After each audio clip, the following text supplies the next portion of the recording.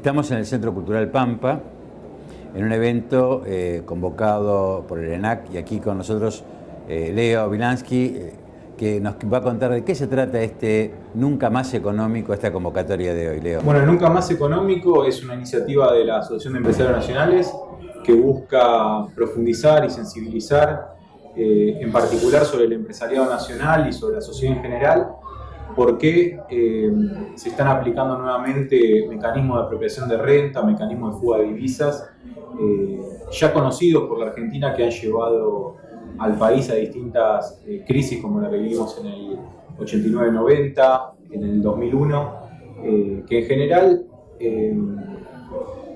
sacudieron las arcas públicas, aumentaron la pobreza, destruyeron el aparato productivo nacional.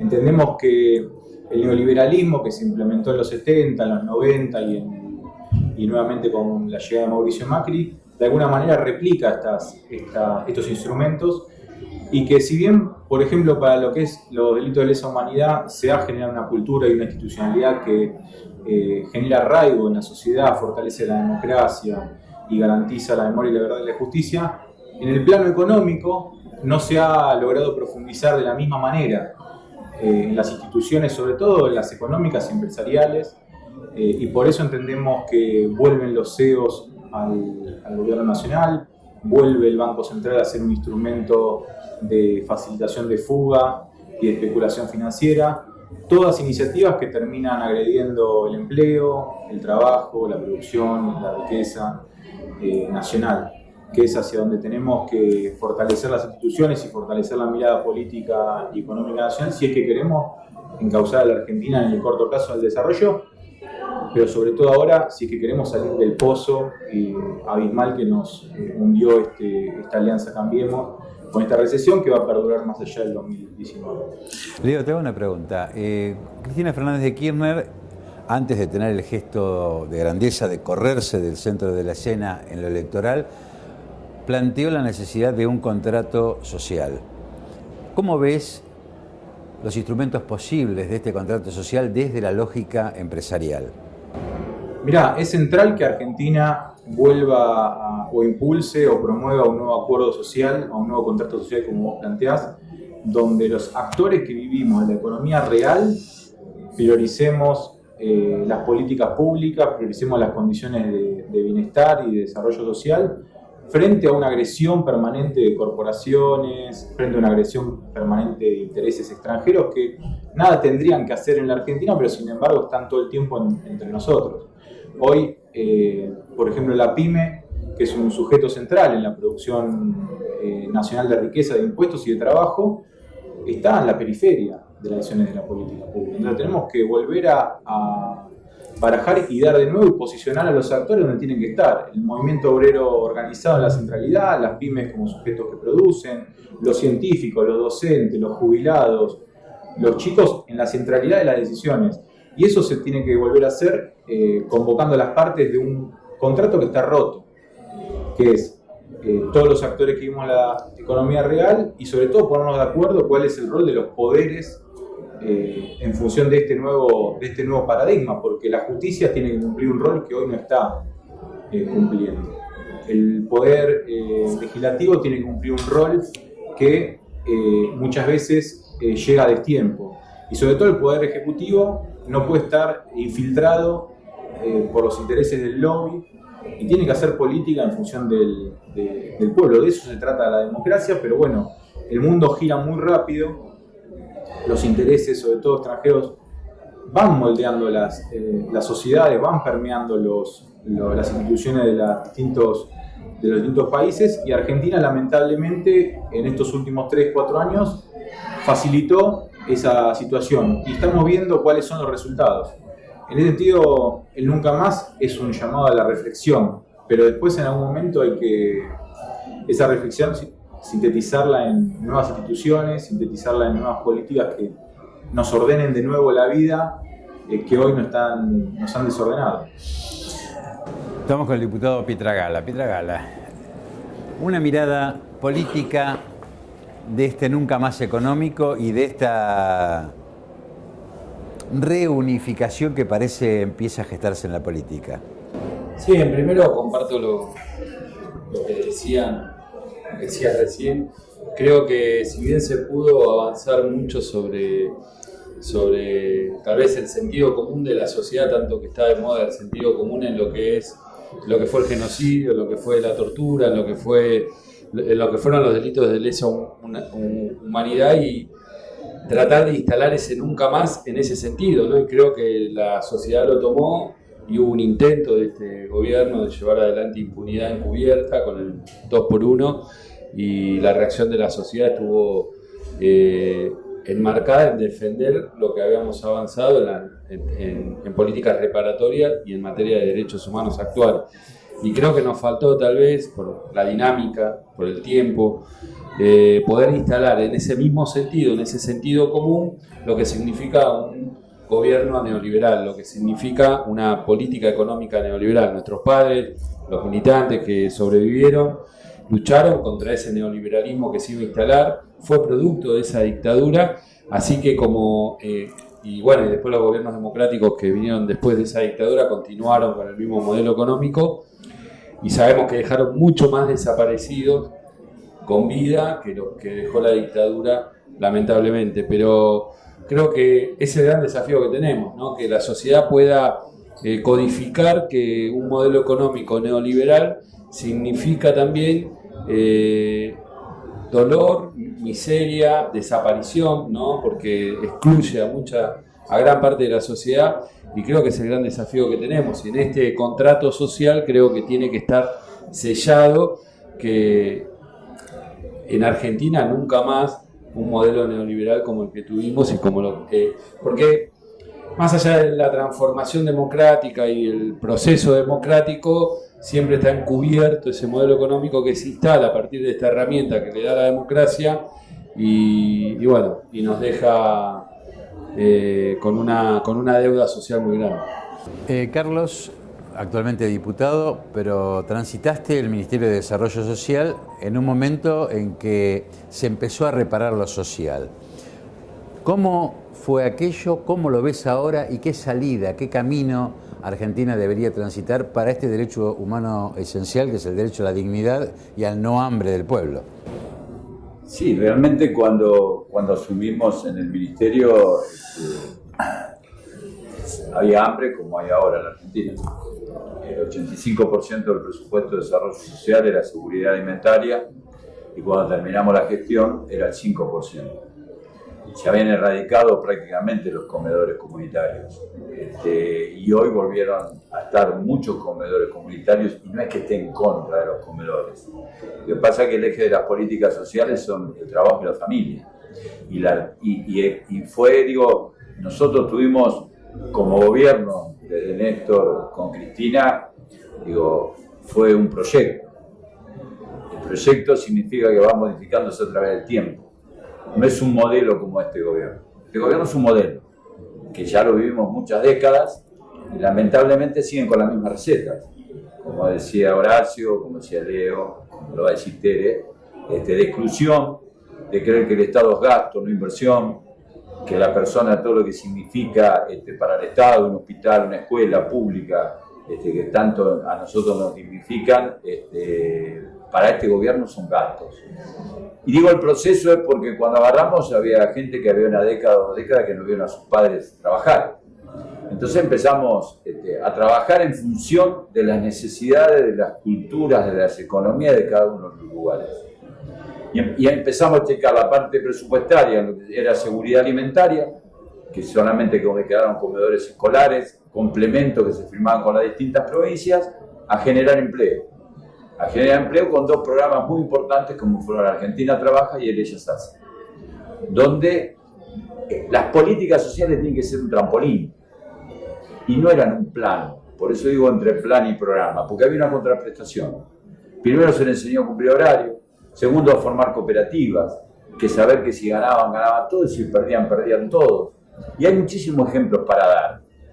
Ayer casualmente fui a una reunión y fue una de las organizaciones que, una confederación de cooperativas nacionales de trabajo, que hicieron las primeras casas en el impenetrable a través de cooperativas de comunidades originarias. ¿Por qué? Y nos criticaron. ¿Por qué hacíamos el baño afuera o por qué poníamos la cocina afuera? Porque la cultura de esa comunidad era que la cocina y el baño estuviesen afuera, que no podían estar dentro de la habitación. Digo, de la Argentina trabaja, terminamos con 147 polos productivos y 3 parques industriales. Y de Ellas Hacen, de las 100.000 mujeres que empezaron, 70.000 terminaron la primaria o la secundaria, y muchas que uno las cruza a través de la militancia han terminado la universidad, que eran mujeres monoparentales, sufrieron violencia de género. Como decía Horacio, quizás a nosotros nos faltó la última etapa de la comercialización, y acá incluyo a Leo también, en el aspecto de que nosotros habíamos empezado a que la gente se trampolina a salir. Nosotros queríamos insertar en la economía formal a las cooperativas que ya por sus saberes, por sus condiciones se fueron readecuando en función de las características y lo que quería hacer en cada lugar. Entonces nosotros teníamos que ser una parte más de un eslabón de la cadena productiva. Nosotros teníamos 400 parques industriales en Argentina. Entonces la pequeña y mediana empresa que genera el 80% del empleo genuino en la Argentina, que genera el mayor valor agregado a la producción. Ahora, si no tenemos los grandes empresarios que el tornillo lo importan y que no trabajan con la pequeña y mediana empresa, y la pequeña y mediana empresa no articula con la gente que sale de la economía social, y cuando vos tenés una economía excluyente como esta, no hay política económica, cuando no hay política social, perdón, cuando no hay una política económica que te acompañe. Entonces hoy vos tenés 600.000 planes, porque no tiene contraprestación, con el hacer futuro y con el salario anual complementario, y vamos a seguir incrementándolos. Entonces vos perdés la cultura del trabajo, con nosotros cada uno que aprendió un oficio, entre todos. Mira, yo te voy a contar un caso. Un día fui a Carlos Casares. Las mujeres habían hecho 10 casas. 9 casas, eran 10 mujeres que estaban en Ellas Hacen. Ninguna tenía casa. Y entre ellas, gente muy humilde, se eligieron a quién le correspondía la casa. Y una se quedó sin tener casa hasta que entre todas volvieron a generar ese vínculo. Ese es el vínculo y ese es el tejido social. No es un plan. No es que yo te dé un plan y te quedes en tu casa, porque eso es la exclusión. Eso es no tener ni voz ni voto. Por eso, vuelvo a insistir, Néstor hablaba de 20 años del cambio cultural. Y también nos costó ¿por qué? Porque los medios concentrados y muchos grupos hizo creer que más allá de tu esfuerzo personal, es un esfuerzo colectivo. Yo siempre cuento un día que veía a Pepito Cibrián en un reportaje que mostraba una casa fastuosa y ahora lamentablemente la está vendiendo y decía: todo esto lo hice yo solo. Vos podés ser el mejor director de cine, de teatro, pero si la gente no tiene plata para ir al cine, no haces nada con esa obra. Entonces no se logra solo, la conjunción es el equipo. Y esto es lo que nosotros habíamos logrado durante 12 años y medio. Lamentablemente, algunos medios hicieron creer que todo lo que vos lográs lo lográs por sí solo. Sí, por supuesto que tenés que poner tu esfuerzo, pero sí tenés que entender que hay un Estado presente que te tiende la mano a través del asfalto, de la iluminación, de la escuela, del hospital, de los medicamentos del PAMI, del incremento que tuvimos nosotros con la movilidad jubilatoria, con la jubilación anticipada, con la moratoria de la jubilación anticipada, con sacar las AFJP. ¿Dónde estaría esa plata hoy? ¿Dónde estaría? Si tenemos una fuga de capitales, imagínate con estos muchachos, ¿dónde estarían la plata de los jubilados? Si hoy están poniendo en riesgo el tema de los jubilados. Hicieron la reparación histórica y hemos perdido de salario. Entonces, ¿qué te dicen ahora? Los 10 puntos. Los 10 puntos no incluyen uno que sea en el beneficio de las personas. Es el ajuste, por ajuste, la precarización laboral. Entonces, digo, con este modelo no vamos a ningún lado. Lo que todavía falta es seguir militando y seguir convenciendo a la gente que no estamos enojados con los que no votó. Los abrazamos, por eso Cristina hizo este gesto de grandeza y Cristina también convocó a todas y todas. Ahora bien, aquel que no viene a este gran frente electoral, ya de una vez por todas queda claro que es cómplice y es servil a este gobierno de turno. Teresa, a ver, amigos y militantes de toda la vida, mujer de San Isidro, una gran peleadora. Vos estás en el epicentro de un sector muy importante de la Argentina y está bastante invisibilizado. Nadie se entera qué pasa en la provincia de Buenos Aires y vos estás ahí. ¿Por qué no nos contás cómo ves la provincia de Buenos Aires y qué es lo primero que debería empezar a hacer un nuevo gobierno si se concreta el cambio de gobierno y se instrumenta este nunca más económico? Bueno, bien decís, lo primero que me pasa cuando vuelvo a la provincia en diciembre del año pasado es recibir el mismo día que asumo en la legislatura 2 leyes para ser tratadas, sin comisión, sin tratamiento parlamentario previo, sin nada, y una era la que dejaba prácticamente en la calle a los jubilados del Banco Provincia que han sido severamente afectados, y la otra era una ley de ART que dejaba a los trabajadores sin la cobertura que correspondía. Por supuesto, con la práctica parlamentaria nacional, lo primero que hago es, ya que no tenemos número, que el reglamento funcione y obligarlos a pasar por comisión para su discusión. Cuento esto para decir que muchos, incluso algunos cercanos a nuestro partido, me dijeron que no hiciera nada, porque total, la provincia era una campana de madera que no sonaba en ningún lado, que no había ruido con la provincia. La verdad que a lo largo de este año y medio empecé a mirar y pensé seriamente, ¿no? Claro, nosotros no somos parte de los medios nacionales, de la comunicación nacional, la provincia de Buenos Aires, en este momento por otra razón, no es por falta de interés, sino que la cobertura mediática por el uso de la pauta que tiene la gobernadora de la provincia hace que ninguno de los problemas que tiene la provincia lo podamos visibilizar en un medio nacional. La provincia es el 38% del electorado y prácticamente el 40% del PBI de este país. Lo que es producción agropecuaria, lo que es producción industrial en el conurbano, metalmecánica, actividad turística como actividad productiva, la provincia es un fenómeno productivo gigante, al cual hay que reconocer también que muchas veces a lo largo de la historia no se le dio mucha importancia a producciones alternativas y sobre todo el fortalecimiento de las pymes, que son las generadoras de mano de obra inmediata. Con este gobierno de la gobernadora Vidal, la verdad que viene bien porque en el día de ayer ingresaron la ley de góndolas, que es, como yo le digo, la ley del deseo. Entre otras cosas porque en el artículo 4, cuando indica cuál es el sujeto y cuál será el monto y los alcances de la ley, dice procurará, ¿no? Esa sola palabra indica que es una ley de deseo, que la verdad que no tienen ni la más mínima gana de poner en funcionamiento la posibilidad de que una pyme esté en una góndola. Todos sabemos lo que le cuesta a una pyme hoy estar en la economía formal en una góndola. Pero yo lo que les planteaba es que independientemente de que el procurará no indica la voluntad del gobierno de que la pyme entre en un circuito comercial formal, lo que es cierto es que ¿para qué? Y acá se ha dicho, ¿para qué? Si no hay consumo, no hay producción. Si no hay plata en el bolsillo de la gente, no hay consumo. Entonces, vos me preguntabas, ¿cuáles serían las primeras medidas que tendríamos que tomar? Lo primero, hay que ponerle plata en el bolsillo a la gente, porque tiene que favorecerse el consumo. Esa estrategia que se dio Néstor y se dio Cristina, que es poner plata en el bolsillo de la gente para que se produzca consumo y el consumo genere producción. ¿Producción de quién? Y acá lo han dicho con mucha claridad los compañeros. No son de las empresas monopólicas. Nosotros tenemos monopolio en la fijación del precio de la harina, por lo tanto en todos los derivados, en muchas de las productos dulces, digamos, ¿no? Ya sabemos quiénes son las empresas que monopolizan el mercado.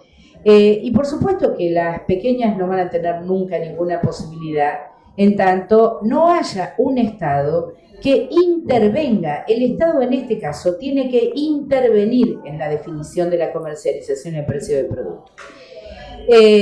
Este modelo, que lo decía bien Lansky, después lo dijo Horacio y Castañeto, responde a una cosa que viene del fondo de la historia. Yo creo que tenemos 250 años con esta discusión. En los 70 el golpe de Estado no fue un golpe de Estado ideológico, exclusivamente. Fue un golpe de Estado económico. En aquel momento todos sabemos que estábamos 50-50, digamos, la mitad capital y la mitad trabajo.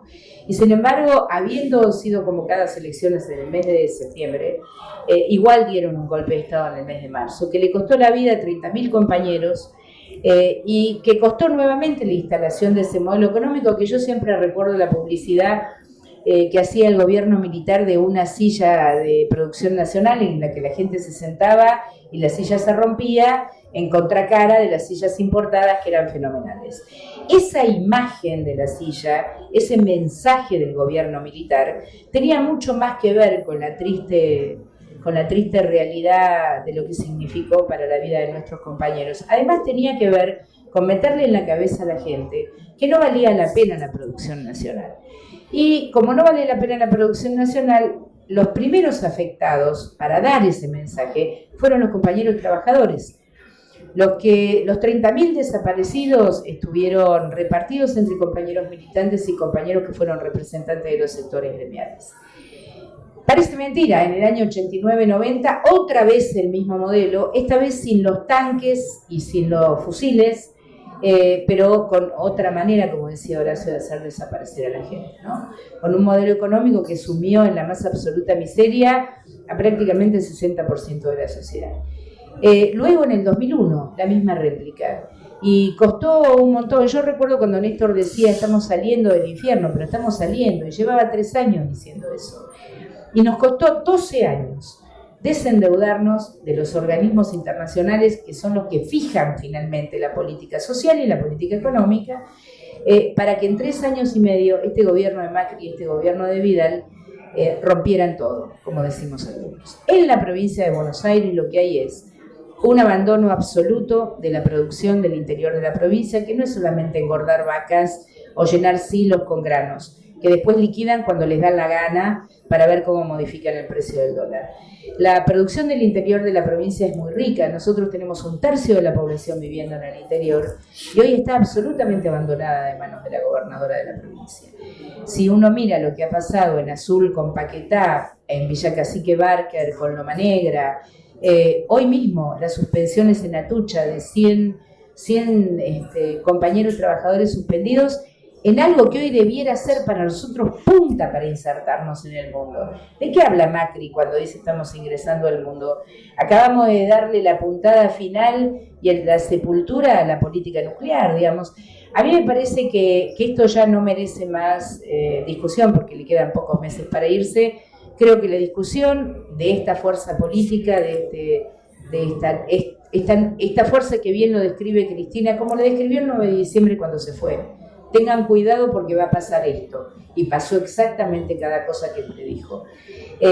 Y el otro día en la presentación del libro planteaba un nuevo contrato social y yo creo que es necesario, en el que los trabajadores, los empresarios, la dirigencia política, la iglesia y el resto de los sectores de la sociedad tomen un compromiso diferente.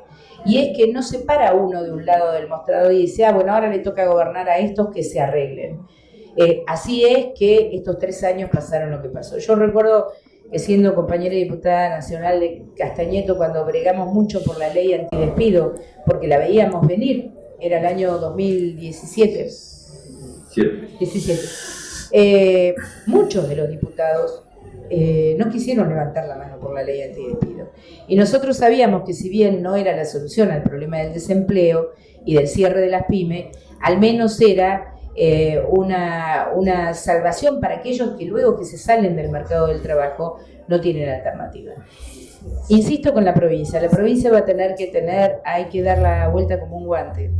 Creo que hay que tener una mirada distinta sobre el interior, una integración con las zonas urbanas y empezar a hablar de lo que son las cadenas productivas. Nosotros no hablamos de cadenas productivas y en verdad tenemos producciones intensivas, con bajo valor agregado con mano de obra nacional, porque bien se dijo acá, hay sectores empresarios, por supuesto los monopólicos, que deciden importar para no pagar lo que ellos le dicen, entre comillas, el costo laboral, y finalmente que tenemos un enorme desempleo y tenemos la producción final. El otro día me contaban, estamos exportando nuevamente lana para importar suéter tejidos.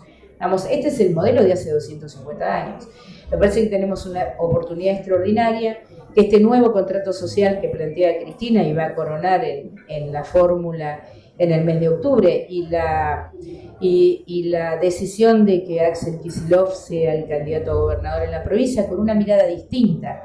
Digo con una mirada distinta porque me parece que es la primera vez que la provincia no va a estar vista como un loteo de áreas de gobierno para compensar cuestiones internas. Creo que hay que tener una mirada mucho más integral para ver cómo se hace para que esta provincia que es tan rica finalmente deje de ser mendigante, porque además termina siendo mendigante para pagar los sueldos en los municipios. Así que yo les agradezco a Pietragalia, a Velázquez y a Castañeto hoy, además los recibimos en el Galpón Pampa.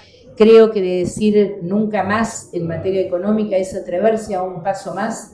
Nosotros tenemos que lograr que los vecinos de acá enfrente entiendan que ir a comprar importado es matar a un puesto de trabajo y a un pyme nacional. Y esto tenemos que tener una conciencia diferente, que seguramente quienes tienen más responsabilidad en el tema deberán ser los que marquen el camino, y quienes ejercemos la militancia política o lugares de responsabilidad institucional debemos estar a la guarda de este planteo. No nos podemos hacer los distraídos con el tiempo que se viene, porque obviamente van a ser tiempos muy difíciles. Bueno, muchas gracias, y esto lo tomamos como un enorme aporte cultural, que para esto está Comarca TV, para mostrarlo y ayudar a que se divulgue lo que no siempre tiene espacio en la comunicación habitual.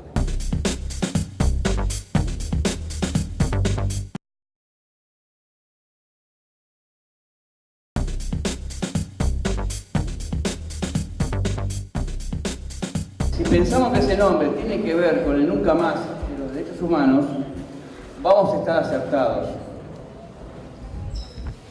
Aquel nunca más está ligado a la dictadura de 1976, que vino a traer la primera experiencia neoliberal, la de Videla y la de Martínez de Oz.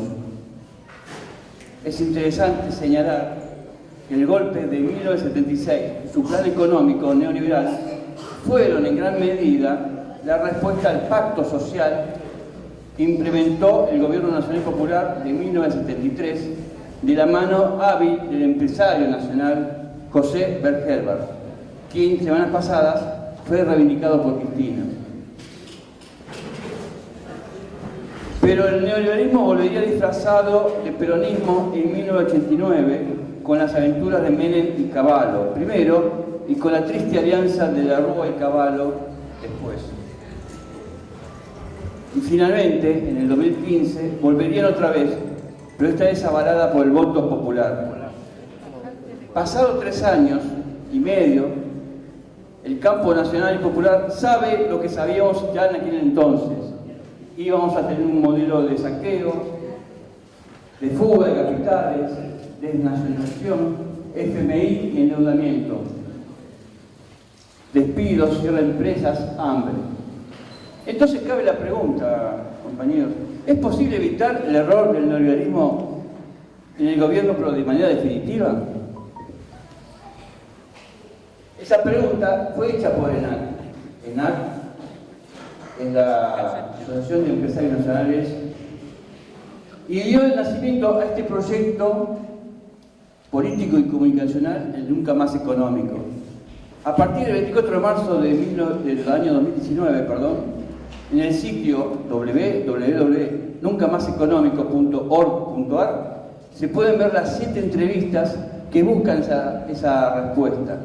ENAC convocó y entrevistó al Premio Nobel de la Paz Adolfo Pérez Esquivel, al ex miembro de la Corte Suprema de Justicia Eugenio Zaffaroni, a la abogada Elizabeth Gómez Alcorta, al expresidente del Banco Central de la República Argentina Alejandro Vanoli, a la socióloga e investigadora Ana Castellani, al ex juez Luis Arias y al ex banquero Hernán Arbizu.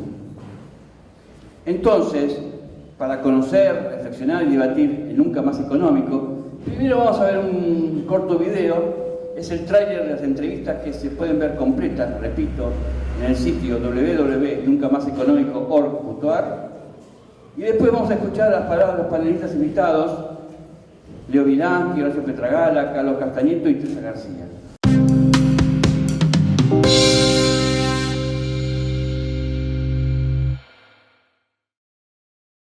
a diferencia de lo que sucede en la inmensísima mayoría de los casos de los hechos del terrorismo de Estado que se hacen en la clandestinidad, en horas nocturnas, en los domicilios de las personas, sin que exista, intentando que no haya testigos de los hechos, acá van y los secuestran de los 24 a 17 del puesto de trabajo.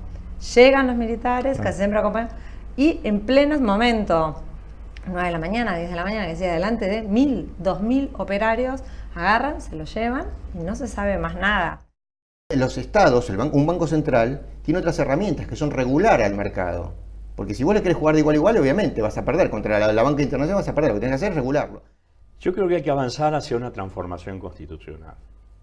Es decir, generar un consenso, como vos bien decías, claro que no es fácil generar un consenso, esto puede llevar mucho tiempo, pero hay que ir en esa dirección.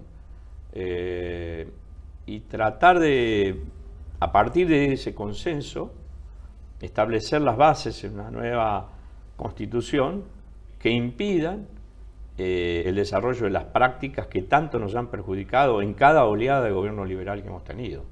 Cuando estamos hablando de que las políticas de Martínez de Oz hoy están siendo perfeccionadas en democracia con el gobierno de Macri, estamos hablando de una batalla cultural decisiva.